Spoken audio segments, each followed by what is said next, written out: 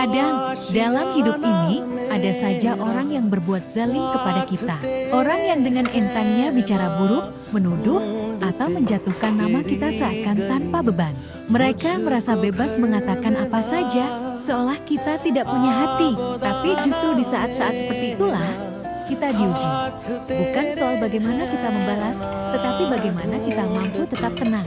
Aku belajar satu hal, orang yang paling keras suaranya seringkali adalah orang yang paling kosong hatinya. Mereka ngomong apapun tanpa peduli perasaan. Mereka menyebarkan cerita yang bahkan mereka sendiri tidak yakin kebenarannya. Namun, aku sadar, aku tidak harus membuktikan apa-apa kepada mereka. Orang yang zalim itu bisa bicara sepuasnya, mau menjatuhkan, mau memutarbalikkan fakta, mau membangun cerita yang tidak pernah terjadi. Silakan, karena aku tahu siapa diriku. Dan yang paling penting, aku tahu apa yang tidak pernah aku lakukan. Dan lucunya, orang yang berbuat zalim itu sering merasa dirinya paling benar. Mereka tidak sadar, setiap kata buruk yang mereka sebar sebenarnya sedang kembali kepada diri mereka sendiri. Aku belajar untuk tidak menghabiskan energi membuktikan diri kepada orang yang sudah memutuskan untuk membenciku. Untuk apa? Hati mereka sudah tertutup, pikiran mereka sudah penuh prasangka. Apapun yang aku katakan tidak akan mengubah apapun.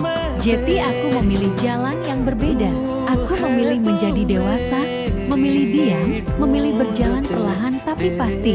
Karena pada akhirnya, waktu selalu membuka kebenaran. Biarkan mereka bicara hari ini.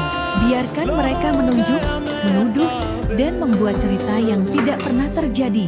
Besok, minggu depan, atau suatu hari nanti, semua akan terlihat jelas.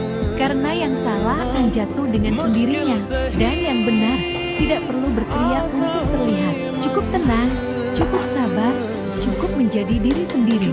Ada kalanya diam adalah jawaban paling menyakitkan bagi orang yang berniat jahat. Karena mereka menunggu kita bereaksi. Mereka menunggu kita marah. Tapi ketika kita memilih tenang, mereka kehilangan kendali. Aku percaya satu hal, Tuhan tidak pernah tidur.